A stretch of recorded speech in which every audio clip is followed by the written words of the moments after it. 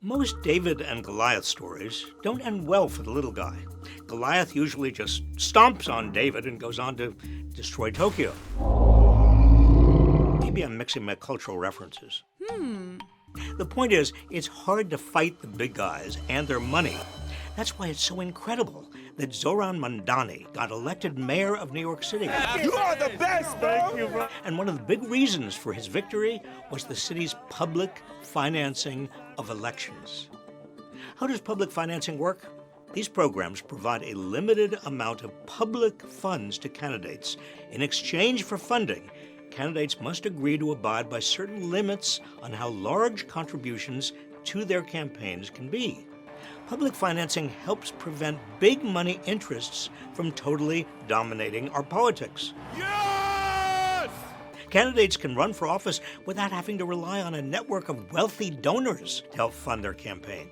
They can instead do the work of representing the interests of their constituents and not the moneyed interests. Currently, over 30 state and local governments have some form of public financing program for elections, enacted either by legislation or ballot referendum. New York City's program provides matching funds for small dollar donations to candidates who opt into it.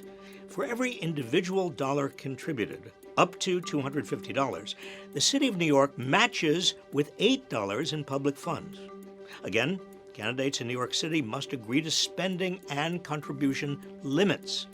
This goes a long way to leveling the playing field for everyday Americans whose voices are being drowned out by the ultra-wealthy who can afford to buy off politicians.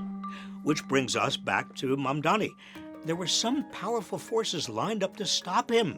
At least 26 billionaires chipped in to fund outside superPACs that spent a total of $55 million to defeat Mamdani.